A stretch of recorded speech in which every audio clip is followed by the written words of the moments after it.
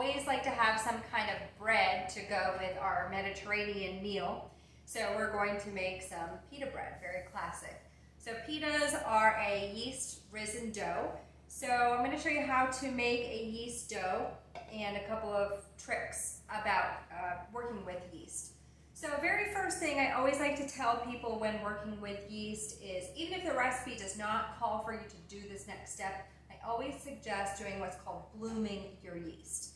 So what that means is when you buy your yeast in the store, it's dormant, meaning it's asleep. So we have to wake it up. So just like me in the morning, I need something wet and warm. I need my coffee or my tea to help wake me up. So you want the water or whatever liquid is in your recipe to be between the temperatures of 105 to 110 degrees. So if we think we are 98 degrees, that water or milk, whatever that liquid is in your recipe, should just be a little warm to your touch, and you should be about perfect. So we're going to add our yeast to the water. And then just like me in the morning, I need something to eat to help me wake up. So I have my cereal every morning. Yeast loves to eat sugar. I know a couple people like that. So we're going to give it the sugar from the recipe to help it wake up. And we're just going to stir that around with a fork to help everything kind of break up into our liquid. So we want to give that yeast in the water with the sugar just a few minutes to make sure that your yeast is alive and it is doing what it's supposed to be doing.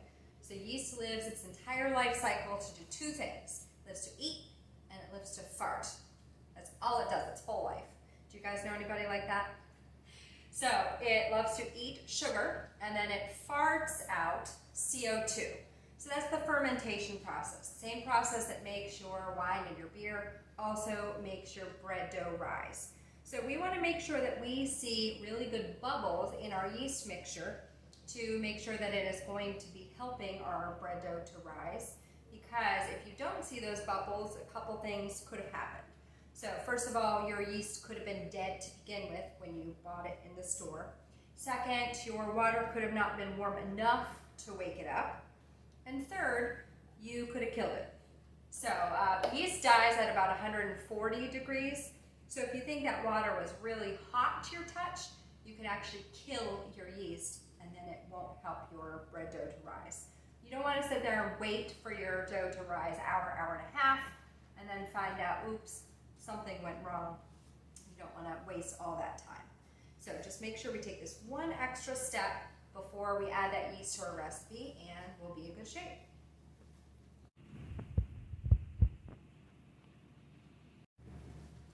Once we know our yeast is alive and it's doing its farting goodness, then we are ready to add it to our recipe.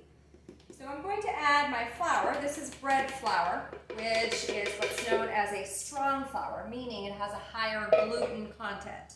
So if you're not allergic to gluten, gluten is a very good thing for things like pastries, pasta, definitely pita dough, because it's an elastic network. It allows that dough to really stretch, and that's what's going to trap in all the steam when it's baking and make it get that really nice pocket in the center. So that was 2 pounds of bread flour, and I'm going to add my salt to the bowl, and then I'm going to start my dough mixing just with the dough hook attached to it. And I'm going to pour in my melted butter. It's a very, very simple recipe. There's only a few ingredients, but it's a combination of all those ingredients that really make it sing. Okay, so now you can pour in your yeast mixture. You always want to make sure that we scrape out the container that we bloomed our yeast in, because it's the yeast that makes this rise, so we want to make sure that we have every little drop. I have some more water, so I'm just going to pour that back into my other measuring cup, give it a little stir, and that's going to help pick up any of the rest of the yeast that's in the bottom of our cup. So we're just going to mix this with the dough hook until our our dough comes together and it forms a ball, and it's going to make its way around the mixer. And then once we can see that it is a really nice dough, we're going to knead that in the mixer for 10 minutes to really develop that gluten structure.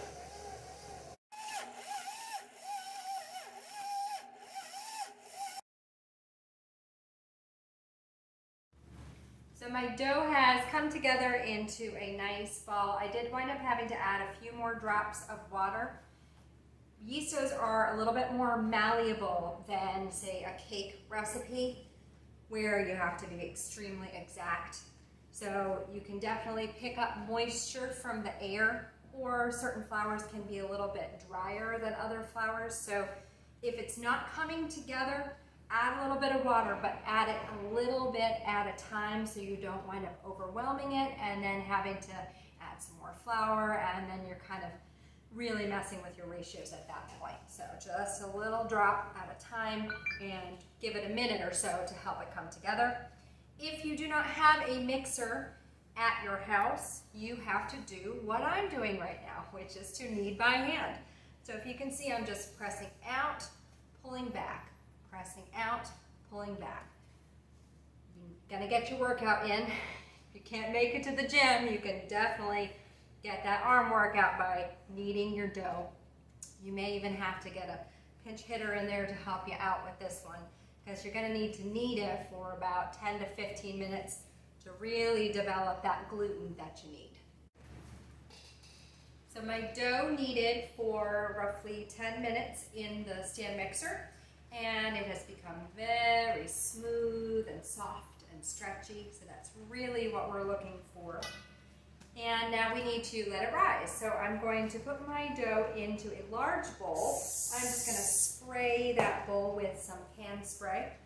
Put my dough inside, and then I'm going to spray the top of the dough as well, because we're going to cover the bowl with plastic wrap. And if it rises up to meet the plastic wrap, we don't want it to stick to it. Cover your bowl nice and tightly. And then we want to let this rise in a nice warm area.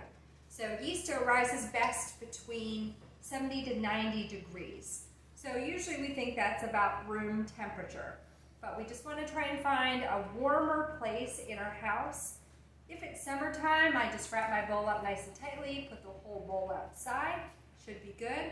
Or sometimes I'll turn my oven on and put my bowl somewhere near my oven. Just don't place it on top of your range, because then the heat can actually start cooking the dough on the bottom of the bowl.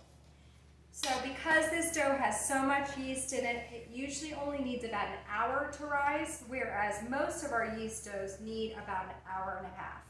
So we're going to give this an hour, and we'll check back in on it and see how we're looking. Once your dough has at least doubled in size, you need to do what's called punching. Remove your plastic wrap. And then punching is not this. Punching is more like folding. So we're going to take the pieces of the dough from around the sides of the bowl and just push in toward the center until all the CO2 that has built up has been expelled. That redistributes the yeast and it equalizes the temperature of the dough. While my dough is rising, I am going to go ahead and put my pans in my oven. You want nice large pans, as large as you have. We're going to put them in upside down, because it's going to make for an easier time to get the dough in and out of the oven, because we have to move pretty quickly. So I'm going to put my oven on at 500 degrees, because we want those pans to be rip-roaring by the time we put our dough on it. Before you start rolling out your dough, make sure that you're prepared with all your correct equipment. So I have my dough over here, and I'm just keeping it covered with a plastic wrap, so while I'm working with it, it doesn't dry out. I have some bench flour, and that just means some extra flour that you're going to use to roll out your dough. I have a bench scraper to help me cut my dough into smaller pieces. I have a pastry brush that's going to help me brush off excess flour. And then I have my Mama Gemma rolling pin to obviously help me roll out. Last thing you will need before you start rolling out is one pan, or you can use a large plate or a platter to put your rolled out dough. And then you need a landing pad. So once they come out of the oven, we need either a sheet pan or a large bowl, something along those lines, to put your cooked dough in, so you're not mixing up your raw dough and your cooked dough.